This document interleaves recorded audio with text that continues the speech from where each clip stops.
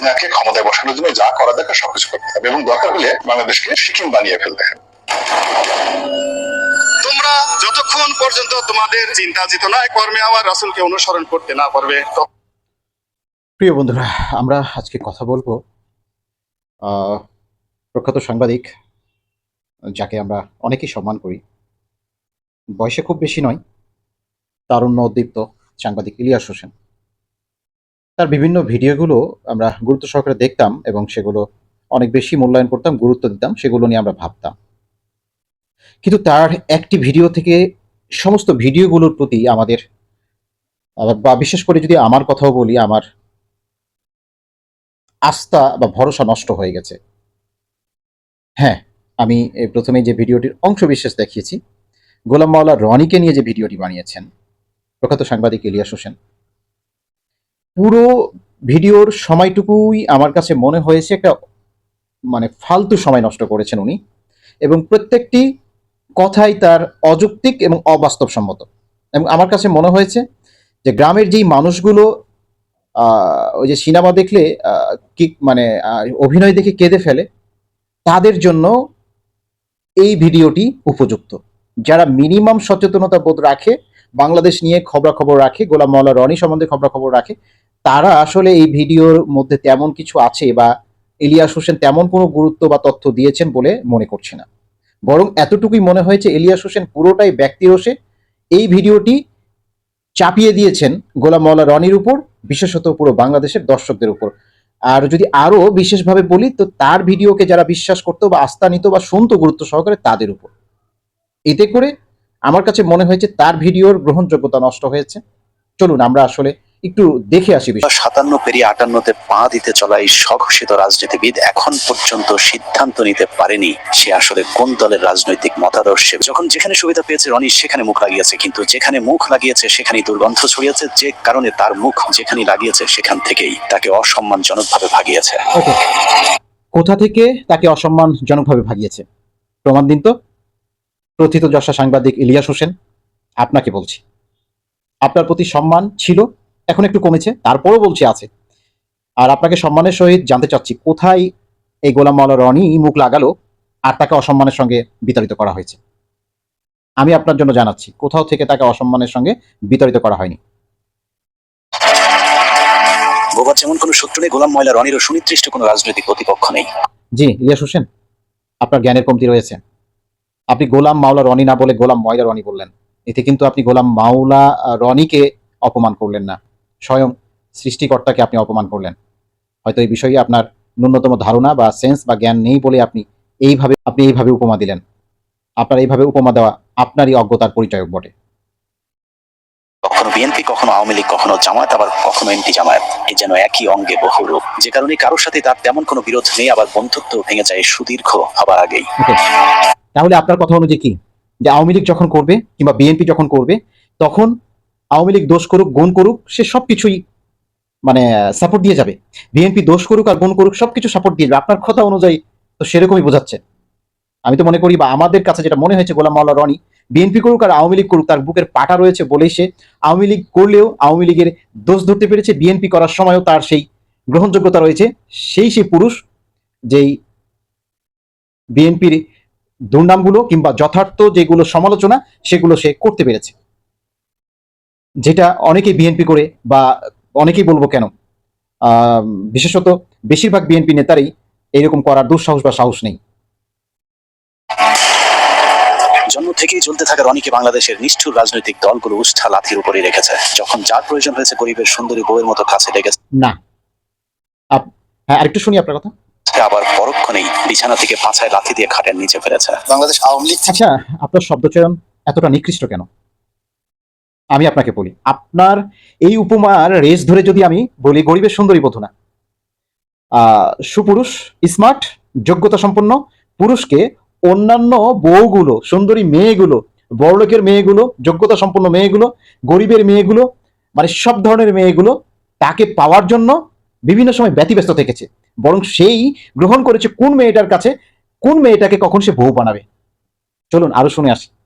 বেদনা, অপমানবোধ, লাঞ্ছনা এবং গঞ্জনা। কোনো একটা মানুষের পক্ষে বিএনপিতে যাওয়া এটা সাধারণ কোনো ঘটনা না। নেতা শব্দটি আমার জন্য প্রযোজ্য না। এর যোগ্যতা কি বিএনপি আপনাকে দিল না? এটা একটা ভিন্ন একটা প্রসঙ্গ। সব দলের লাঠির ছাপ মাথায় নিয়ে রনি এখন দিক বিদিক ছুটছে। স্থির হয়ে বসতে গেলেই ব্যথা তাকে মনে করিয়ে দেয় রনির কোন কোন জায়গায় ব্যথা। মানুষের সাথে যখন ব্যথা হয় না, তখন ওর নখে ব্যথা থাকে, আবার একটু করে মাথায় চলে যায়। আপনার তো বয়স অল্প, এখন অত ব্যথা হয়নি, একটু করে সেই ব্যথা 5 মিনিট মাথায় গালে চলে আসে, কানে চলে আসে। আমরা বিশেষত সারা শরীরে ইলিয়াস হোসেনের কথা ব্যথা বলছি। এরকম জানতে হবে কেননা রনি যে পাগলামি শুরু করেছে তাতে মনে হচ্ছে পাগলা গারদে যাবার ঠিক আগের স্টেজে আছে সে। আমার এই সকালে পেট খারাপ থাকে, বিকালবেলা মাথা খারাপ থাকে, রাতে ঘুম। কেশিকার সাথে মানিকের যে অনাকাঙ্ক্ষিত ভিডিওটি ছড়িয়ে পড়েছিল সেটারও নাটের গুরু ছিল গোলাম ময়লা রনি। টকশো শেষে অত্যন্ত অশ্লীল ভঙ্গিতে রনি মানিককে বলেন উপস্থাপিকাকে একটু আদর করে দিতে। ভাই ভাই, আপনার অনেক রাগ হচ্ছে, আদর করে দেন। মূলত রনির এই কথাতেই সূত্রপাত হয় মানিকের কুরুচিপূর্ণ আক্রমণাত্মক আচরণের। মানিক যখন দীপ্তি চৌধুরীকে যাচ্ছে তাই বলে যাচ্ছিলেন, তখন রনি অসভ্যের মতো দাঁত কেলিয়ে হাসছিলেন। আমি একটা মুক্তিযোদ্ধা পরিবারের সন্তান, আপনার কোনো অধিকার নেই আমাকে রাজাকারের বাচ্চা বলার। তার এই ব্যক্তিত্বহীনতার কারণে জীবনের পরন্ত দাঁড়ান, এই ঘটনাটি টকশোর শেষে ঘটে। যত কিছু ঘটনা ঘটে যায় টকশোর মধ্যে আগেই ঘটে গেছে। আর আপনি যেটুকু দেখাচ্ছেন এটা টকশোর শেষে, এটা পাবলিকলি দেখানো হয় নাই। মানে একদম টোটালি টকশো কমপ্লিট হওয়ার পরের এই অংশটুকু, এটা পরে কোনোভাবে লিক আউট হয়। আর আপনি যেটা বোঝাতে চাচ্ছেন সেটা, বিচারপতি মানিক যেহেতু বয়সে অনেক বড়, দীপ্তি যেহেতু বয়সে অনেক জুনিয়র, যেহেতু তখন প্রোগ্রামটা শেষ হয়ে গেছে, আনফর্মালিটি তিনি এই কথাটি বলেছেন। আর বরং সে তার জায়গা থেকে যা করেছে একজন পলিটিক্যাল ম্যান হিসাবে, গ্রহণযোগ্য মানুষ হিসাবে তাই করা উচিত আমি তো মনে করি। এবং শুধু আমার সঙ্গে আমি না, আমার দর্শকরা মনে করে। দর্শকরা কি মনে করেন কমেন্ট বক্সে জানাবেন। জীবনের পরন্ত সময় এসেও এখনো নিজের কোনো রাজনৈতিক পরিচয় জোটেনি। এক কথায় বলতে গেলে রনিকে বলা যায় বাংলাদেশের রাজনীতিতে একজন পলিটিক্যাল প্রস্টিটিউট। রাজনীতির মাঠের এই প্রস্টিটিউট কতবার কতজনের খাটে গিয়েছে সেটা দেখতে আমাদেরকে 2008 সাল থেকে মিস্টার ইলিয়াস হোসেন, আপনি আসলে এই ভিডিওটা শুরুই করেছেন গোলাম মাওলা রনিকে আঘাত দেওয়ার জন্য, গোলাম মাওলা রনিকে একতরফাভাবে আপনি দোষারোপ করার জন্য। কিন্তু আপনার এই ঘটনাগুলো বা আপনার এই দোষারোপের বিষয়গুলো আসলে ধোপে টিকে নাই। কেননা এই প্রত্যেকটা বিষয়গুলো যেগুলো আপনি বলছেন, আমাদের যারা নিয়মিত বাংলাদেশ সম্বন্ধে খবর রাখেন, রাজনীতি সম্বন্ধে খবর রাখেন, গোলাম মাওলা রনির টকশোগুলো শুনেন, তিনি কিন্তু প্রত্যেকটা বিষয় ক্লিয়ার করেছেন। আপনার এই বিষয়গুলো শুধুমাত্র তারাই গ্রহণ করবে যারা অন্তত ন্যূনতম রাজনীতি সম্বন্ধে খোঁজ খবর রাখে না, কিংবা গোলাম মাওলা রনির সম্বন্ধে খোঁজ খবর রাখে না। প্রত্যেকটা বিষয় কিন্তু গোলাম মাওলা রনি আগেই ক্লিয়ার করে রেখেছেন। আপনি জাস্ট ফাঁকে ফাঁকে কেটে কেটে অংশবিশেষ আপনি এভাবে তাকে দোষারোপ করছেন, যদিও আপনি আপনার এই দোষারোপ আসলে ধোপে টিকে নাই। চলুন আমরা দেখে আসি আরো। রনির বাবা গ্রামে গ্রামে মাথায় করে তেল বিক্রি করতেন। আর্থিকভাবে অসচ্ছল হলে মোটামুটি খেয়ে পড়ে বেঁচেছিলেন। কিন্তু হঠাৎ করে নদী ভাঙনে তার প্রত্যেক ভিটার নদী গর্ভে বিলীন হয়ে গেলে নিঃস্ব হয়ে গোলাম মাওলার এবার উনি শুরু করবেন ওনার অতীত, বাপ কি করেছে, মা কি করেছে, এগুলো ধুয়ে পরিষ্কার করতে, মানে করেছেন অলরেডি। পরিবার চলে যায় ফরিদপুর থেকে পটুয়াখালীতে। মন মাছে শুরু হয় রনির সরকারি খাস জমি থেকে শুরু করেছে এই গ্রুপের প্রধান গোলাম মাওলা রনির শ্যালক মকবুল খান। অপমানজনক, আমি আসলে বিএনপির নেতৃত্বে নেই। ওই অনুষ্ঠানে রনিকে প্রশ্ন করা হয়েছিল, আপনি যে বিএনপির নেতা না এটা আপনি কখন বুঝলেন? উত্তরে রনি যা বলেছেন তা অনেকটা সিদ্দিকের ভুল হয়েছে আমার ক্ষমা করে দেওয়ার মতো। রনি ভাই, এই কথাটা আপনি আগে এতদিন বলেননি কেন? প্রথমত এই জিনিসটা আগে আমার মাথায় আসে। 2018 থেকে 2024 রনির জীবন কেটেছে কুলহারা কলঙ্কিনীর মতো। দাঁড়ান, জলে ভাষা পথ অনেক বলেছেন। শুনেন ইলিয়াস সাহেব, আপনাকে বলি, আপনি হয় বোঝার সক্ষমতা রাখেন নাই গোলাম মাওলা রনির কথাগুলো, অথবা আপনি বুঝেও না বোঝার ভান করছেন। আমার কাছে মনে হয় দ্বিতীয়টি। আপনি বুঝেন না এমন নয়, আপনি বুঝেও না বোঝার ভান করছেন। তো 5টি বছর কাটানোর পর 2024 সালে আওয়ামী লীগ যখন আবারও ক্ষমতায় আসে, তখন গোলাম মাওলা রনি বুঝতে পেরেছিলেন আওয়ামী লীগ ছাড়ার কোনো উপায় নেই। যে কারণে 2024 সালে নির্বাচনের পর আবারও আওয়ামী লীগের খাটে যাবার চেষ্টা করতে থাকেন। আওয়ামী লীগকে তো সবসময় মিস করি, সবসময় মিস করি, মৃত্যু পর্যন্ত মিস করি। আর আমি যদি বিএনপির মন্ত্রীও থাকি এবং আওয়ামী লীগের যদি প্রয়োজন মনে করে, তখন সেই মন্ত্রিত্ব ছেড়ে দিয়ে হলো আওয়ামী লীগের হাল। আওয়ামী লীগে আবারও পথ ফিরে পেতে বিএনপিকে নিয়ে নানা ধরনের ঠাট্টা বিদ্রুপমূলক কথাবার্তা শুরু করেন গোলাম ময়লা রনি। বিএনপি এখন সরাসরি মাঠে রাজনীতি না করে তারা দোয়াদরুতে মগ্ন হয়ে গেছে, ঝাড়ফুঁক তাবিজ কওয়াজে ব্যস্ত। কেউ কেউ বলে যারা জাদুটু নাও জানে, বানও মারতে জানে। বিএনপি যে গণতান্ত্রিক ভাবে তাদের, তো বিএনপির অবস্থা তো সেরকমই ছিল। আপনি কি তাহলে এটা চাচ্ছেন যে কেউ বিএনপি করলে বিএনপি ভালো মন্দ যাই করুক সবকিছু সাপোর্ট দিয়ে যাবে, কেউ আওয়ামী লীগ করলে আওয়ামী লীগ ভালো মন্দ যা করুক তার সবকিছু সাপোর্ট দিয়ে যাবে? ইলিয়াস হোসেন, এমন রাজনীতি আমরা কেউ চাই না, এমন রাজনীতি আমরা কেউ চাই না। গোলাম মাওলা রনি যা করেছে তা দেশের জন্য, তা সার্বজনীনভাবে করেছে বলে আমার কাছে মনে হয়। আর আপনি যেটা বললেন যে বিএনপি নেতা নয়, সেটা আসলে বিএনপি নেতা নয়। তার কথাগুলো আপনার বুঝতে হলে আমার কাছে মনে হয় আরো বেশি গভীরভাবে বুঝতে হবে। আমি মনে করি আপনার সেই গভীর জ্ঞান আছে কিনা আপনার অন্তত এই ভিডিও দেখে অনেকের বড় একটা প্রশ্ন চলে এসেছে। সমালোচনা করার জন্য শুধু সমালোচনা করলে সেটা বরং যার সমালোচনা করা হয় তাকে সমালোচনা লাগে না, বরং যে সমালোচনা করে সেই সমালোচিত হয়, তার অজ্ঞতায় বহিঃপ্রকাশ ঘটে। তেমনটাই আপনার ক্ষেত্রে ঘটেছে বলে সাধারণ জনগণ মনে করছে। তৈরি হয়েছে এই জঙ্গিবাদের চক্রান্তে শেখ হাসিনা ক্ষমতাচ্যুত হয়েছে। তো কাজে শেখ হাসিনাকে আবার ক্ষমতায় বসাতে হবে, প্রয়োজনে বাংলাদেশে ভারতীয় শূন্য সমাবেশ ঘটাতে হবে, শেখ হাসিনাকে ক্ষমতায় বসানো। আপনি ইওলো জার্নালিজম চর্চা করছেন। গোলাম মাওলা রনি কোন ক্ষেত্রে, কোন ভিডিওতে, কোন কথার পরিপ্রেক্ষিতে এই কথা বলেছেন তা আপনি না শুনিয়ে অথবা না শুনে আপনি মানুষকে বিভ্রান্ত করছেন। আপনার এই কথাগুলো শুধুমাত্র বিশ্বাস করবে কিছু গ্রাম্য মানুষ, যারা, আবারও বলছি, তারা দেশ, জাতি, বর্তমান পরিস্থিতি সম্বন্ধে কিংবা গোলাম মাওলা রনির টকশো সম্বন্ধে যারা অকিভাল নয়। সব মিলিয়ে গোলাম মাওলা রনির আসলে নিজস্ব কোনো ব্যক্তিত্ব বা চরিত্র নেই। কোথাও মাওলানা, কোথাও আওয়ামী লীগ, কোথাও কৌতুক অভিনেতা, কোথাও সাংবাদিক। অনেক রক্তের বিনিময়ে অর্জিত ছাত্র সমাজের প্রতিনিধিত্ব করা এই সরকারের বিরুদ্ধে বিষোদ্গার না করে রনির আসলে সিদ্ধান্ত নেওয়ার সময় এসেছে। তিনি কি আওয়ামী লীগ করবেন, নাকি বিএনপি নেতা, ইউটিউবার, নাকি কৌতুক অভিনেতা, মাওলানা নাকি ময়লা আবর্জনা? কেন মিস্টার ইলিয়াস হোসেন সাহেব, একজন ব্যক্তি কি আপনি যেই বিশেষণগুলো দিলেন একসাথে করতে পারে না?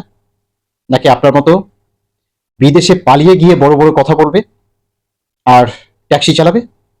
হ্যাঁ, আমরা এখানেই এখন এটার কনক্লুশন টানবো। ইলিয়াস হোসেন এই ভিডিওর একটি অংশে বলতে চেয়েছেন যে কোনো একটি কারণে বা বেশ কিছু কারণে পশ্চিমা বিশ্বে গোলাম মাওলা রনি ভিসা পাচ্ছে না। ভিসা পাওয়া না পাওয়া সেটি বড় কথা বা সেটি আলোচনার মধ্যে নিয়ে আসছি না। গোলাম মাওলা রনি দেশে থেকে যতটুকু যেভাবে সাহস নিয়ে কথা বলেন, ইলিয়াস হোসেন, আপনি বিদেশে পালিয়ে গিয়ে সেসব কথা বলতে পারেন না। আপনি এতটা মার্জিতভাবে কথা বলতে পারেন না। আপনি তো বলেন দুষ্ট শব্দ চয়নে, যেগুলো শ্রুতিকটু এমন শব্দ চয়নে আপনি কথা বলেন যার মাধ্যমে সামাজিক যোগাযোগ মাধ্যম অনেকটা নোংরা হয়ে যায়। আর গোলাম মাওলা রনি দেশে থেকে যতটা মার্জিত, গ্রহণযোগ্য, ঐতিহ্যগতভাবে ইতিহাস তুলে ধরে, দার্শনিকতা তুলে ধরে, ছন্দের মাধ্যমে, উদাহরণের মাধ্যমে, উপমার মাধ্যমে এতটা গ্রহণযোগ্যভাবে শ্রুতিমধুরতার সাথে কথা বলে থাকেন যা প্রত্যেকটা দর্শকের কাছে গ্রহণযোগ্য। শেষে আরো দুটো বিষয় বলবো। সাংবাদিক ইলিয়াস হোসেন, যেহেতু আমি নিজেও সাংবাদিকতা করি, ব্যক্তিগতভাবে আপনার সম্বন্ধেও আমি জানি। আপনি বাংলাদেশে থাকাকালীন কতটুকু ভালো ছিলেন আপনি নিজেকে একটু জিজ্ঞেস করবেন। কিভাবে সাংবাদিকতা করতেন সেটাও আপনি নিজেকে জিজ্ঞেস করবেন। আপনি যেসব প্রতিষ্ঠানে যেতেন তাদের কাছ থেকেও ব্যক্তিগতভাবে আমার কাছে অভিযোগ রয়েছে আপনার ব্যাপারে। পরিশেষে গোলাম মাওলা রনির এই বিষয়ে একটি বক্তব্য বলবো। তিনি বলেছেন, আমরা অনেকে উৎসুক ছিলাম যে গোলাম মাওলা রনি আসলে কি বলেন। আসলে তার বলা যা উচিত তিনি তাই বলেছেন। যেহেতু তার বিষয়ে যে বিষয়গুলো উত্থাপন করা হয়েছে, আমরা দর্শক হিসাবেই মনে করছি প্রত্যেকটা বিষয় অযৌক্তিক, অবাস্তবসম্মত, একপেশে, ভিত্তিহীন। শুধুমাত্র কোনো একটি কারণে ইলিয়াস হোসেন গোলাম মাওলা রনিকে একপেশেভাবে আঘাত করে গেছে অযৌক্তিকভাবে। তাই গোলাম মাওলা রনি সৃষ্টিকর্তার কাছে ইলিয়াস হোসেনের উপর বিচার দিয়েছেন। প্রিয় দর্শক, এতক্ষণ যারা আমার কথাগুলো শুনলেন, আমরা গোলাম মাওলা রনির পক্ষেও না, আমরা সাংবাদিক ইলিয়াস হোসেনের বিপক্ষেও না। আমরা সত্যের পক্ষে, আমরা গ্রহণযোগ্যতার পক্ষে, আমরা ইতিবাচকতার পক্ষে। আল্লাহ হাফিজ।